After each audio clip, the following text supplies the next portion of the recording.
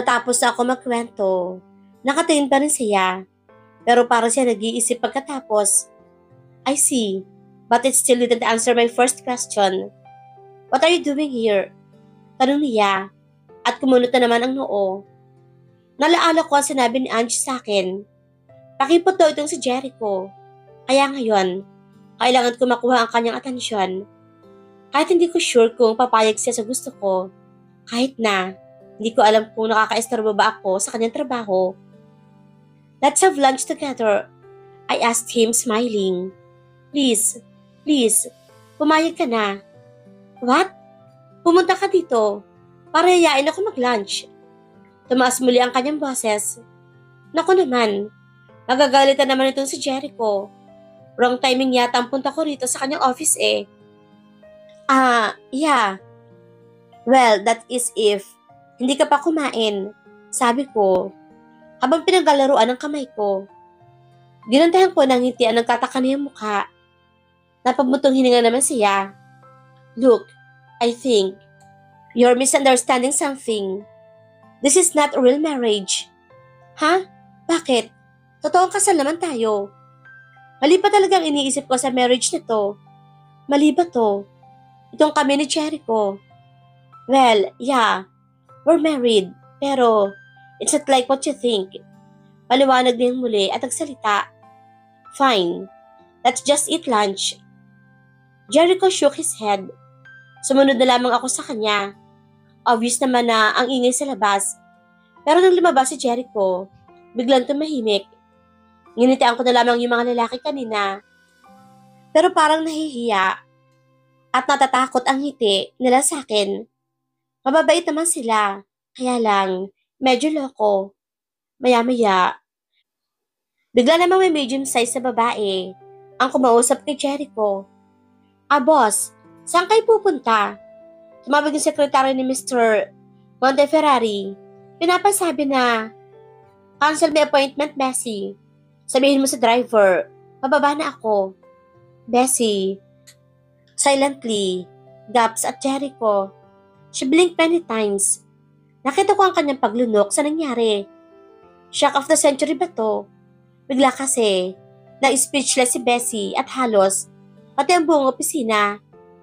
May nalaglag pang ang cups sa sobrang pagkabigla ng mga tao. Wow! Dire-diretso lamang ang lakad ni Jericho, kaya sumunod na lang ako. Nang makita naman ako ni Bessie, ay nginitian ko siya. At nginitian rin niya ako ng pagkalaki-laki. Lumapit siya sa akin at tinawakan ako sa kamay. Sa buong pagtatrabaho ko dito, hindi pa kailanman nagpa-cancel si boss ng kanyang appointment. Mangiyak-iyak na sabi ni Bessie. Ngumiti na lang ako. Napawaw ako sa loob-loob ko. Wow talaga ang nangyari. I can't believe this. Jericho looked at me over his shoulder. Nasa harap na kasi siya ng elevator. Habang ako, nakatayo lamang sa medyo malayo sa kanya. I saw his forehead creased. Napakagat ako ng labi at agad-agad ng kumilos. Tumingin ako kay Bessie at tumango sa kanya. Pagkatapos, ay patakbo na akong pumunta kay Jericho. Saktong bukas ang elevator at sumakay kami roon. Walang kibot si Jericho sa loob ng elevator hanggang sa makalabas kami ng building. May humintong sasakyan sa tapat namin.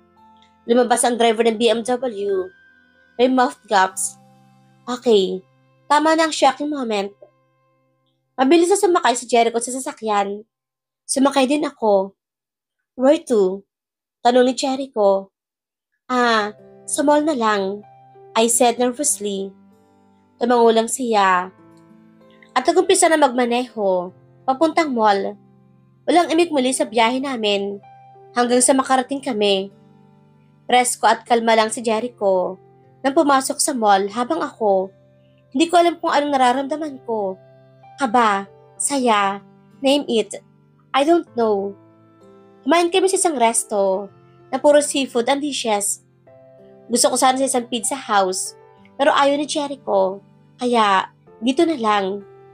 Ang tahimik lang niya, pero ako, kwento ako ng kwento. Hindi naman dapat ganito. Ang magiging resulta nitong pag-aya ko sa kanya. Sabi kasi ni Ange sa akin, Ito ay brilliant idea. Seduction 101. Surprise him in his office and asked him on a date. So far so good. Kahit tahimik lang si Jericho. Natapos kami kumain ni Jericho at naglakad-lakad kami. Kwento pa rin ako ng kwento sa kanya. Pero siya naman ay panay ang kanyang tingin sa kanyang relos, which is, ang ibig sabihin nito ay nabobore na siya. Gusto nang umuwi. Ganoon. Ayoko namang matapos itong lakad namin. Naboring lang para kay Jericho. Tumingin ako sa paligid. Napansin ko ang kumpulan ng tao sa activity center. Agad kong hinawakan ng kamay ni Jericho at hinigit siya papunta doon. Doon tayo, Echo, sabi ko. Hindi na nakapalag si Jericho at sumunod na lang. I smiled secretly. May contest yatang nangyayari. Okay, ladies and gentlemen, we need one more couple. One more, sabi ng host. Nagsigawan ng mga tao sa paligid. Naiipit naman kami ni Jericho sa kumpulan na to. Halika na, ang ingay dito, sabi ni Jericho. Uuwi na ba talaga kami? Wala naman ako magawa dahil naglalakad na siya palayo. Sumunod na lamang ako sa kanyang likuran. Let's see. How about that couple over there? Yes, yung dalawang naglalakad. Bagay na bagay kasi sila, hindi ba?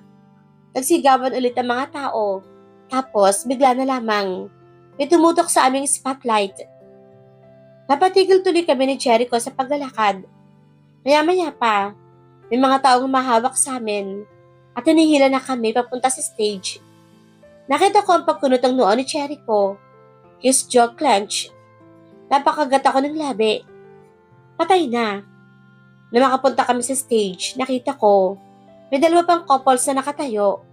Apparently, napasali kami sa isang contest na hindi inaasahan. Lumapit sa amin ang host at tinanong kung boyfriend ko ba si Jericho. Siyempre sabi ko, asawa ko na siya. At nagsigawan naman ng mga tao. Tinanong rin ang pangalan ko at ang pangalan ni Jericho. Pero hindi sumasagot si Jericho. Nakatayo lang siya at nakalagay ang kanyang kamay sa bulsa ng pantalon. Parang kilala kita. Nakabaw-antay ka pa. Parang ikaw si Jericho Tan, yung sikat na lawyer, sabi nitong host. Tinignan siya na masama ni Jericho at obvious namang naiinis sa siya. Singit ko. Hindi po Jericho Tan ang pangalan niya. Siya po si Bubu. What did I say? I bit my bottom lip. Ang pangalan na Bubu kasi, ang unang pumasok sa isipan ko. Mukhang hindi pa kumbinsido ang host sa aking sinabi. Bubu, tanong nito, habang nakakunot ang noo. Hindi nga yata naniwala ang host sa akin. Kasi short for Buboy. Oo, tama Buboy. Tapos nakabawentay siya kasi, salesman siya. Oo, tama. Salesman ng kotse. Tama, kotse. Maniwala ka. Dahil hindi ko na alam kung anong paliwanag ang gagawin ko. Tinignan ko si Jericho. Nabangiwi ako na makita ang pagsama niya ng tingin sa akin. Okay, everyone. Kompleto na ang ating mga contestant. Simulan na natin ang ating couple game. Nakahinga ako ng maluwag. Nang makumbinsiya ang host sa sinabi ko, naghiyawan ulit ang mga tao, habang si Jericho naman, tinitingnan ako ng sobrang sama. Gusto na niyang umalis, pero hindi siya makatakas. Sino bang magbabala kung sumugod sa ganyang kadaming tao? Ako lang, para mainis ulit si Jericho. Patay talaga. Uy, Jericho, wag ka nang magalit. Makisakay na lang tayo. Sandali lang naman yata to. Bulong ka sa kanya. Bakit ba ako sumama sa'yo? Kahit mahina, narinig ko ang kanyang sinabi. Sorry. Bumulong muli ako. Pero hindi ako sigurado kung narinig ba niya ang sinabi ko. Dahil pinaghiwalay na ang girls sa boys, binigyan kami ng whiteboard at marker. May mga questions kasing nakahanda sa game na to. At napalunok ako na malaman, pangkopal ang mga questions. Ano? Ano naman? Bahala na. Kailangan kasi, parehas ang sagot namin ni Jericho. Bahala na talaga. Okay everyone, for our first question. Ano ang kulay ng underwear na suot ang partner niyo ngayon? Nalaglagan pang ako at lumaki ang mata ko na marinig ang tanong ng host. Ganito ba ang mga tanong dito? Nagsigawan naman ng mga tao. Naramdaman ko ang biglang pag-init ng pisngi ko. Teka, ano bang isusulat ko? Tumingin ako kay Jericho. Nakatingin din pala siya sa akin. Malaki pa mga mata ko nang umiti siya ng maliit. What does it mean? 5 seconds left. Hala, ano namang isasagot ko? Kahit pa stalker ako, di ko naman alam ang mga ganung bagay. Bahala na. Wait na lang ang isusulat ko. Yun kasi ang normal na ginagamit, diba? Time's up. Punta muna tayo dito sa couples number 1. Naglakad ang host papunta sa couple number 1. Nakasulat sa whiteboard ng babae, white daw. Nung tinanong naman ang guy, kung tama ba, white nga. I knew it. White talaga palagi. Pero nagkamali naman siya ng hula kung anong color ang sagot ng girl. 1 point lang tuloy sila. Well, at least my point. Yung second couple naman, grabe parehong tama, lalo pa ng orange pala, ang kulay ng underwear ni girl. Pero nahulaan pa rin ni guy. Wow, halatang alam na alam nila ang set isa, kahit sa maliliit na bagay. 2 points sa sila. Bumilis ang tibok ng puso ko nang kami na ang tatanungin. Gustong ko mawala ng puso ko sa aking dibdib. Napapangiwi na lang ako. So, Cassie, patingin nga ng sagot mo. Anong kulay ng underwear ni Mr.? Nahihiya kong iniharap ang whiteboard. White. Tama nga kaya. Lumapit ang host kay Jericho. So, Bubu, kahit na kinakabahan ako, hindi ko maiwasang matawa sa sinabi ng host. Naubo na lamang ako kunwari nung tumingin si Jericho na masama sa akin. Tama ba na white? Tanong nito. Akala ko, hindi na sasagot itong si Jericho. Pero bigla siya nagsalita. Mali. Black. Naghihiyawan ng mga tao. Ewan ko ba, bakit sila sumigaw ng mali naman ang sagot ko? May iba pa nga nagsasabi na patingin, patingin. Grabe naman. Kalma lang tayo. Hindi porket gwapo at sexy. Itong si Jericho ay pwede na makita yon. Ako nga hindi pa nakikita. Never mind. Katahimikan muna mga kaibigan. Natatawang sabi ng host.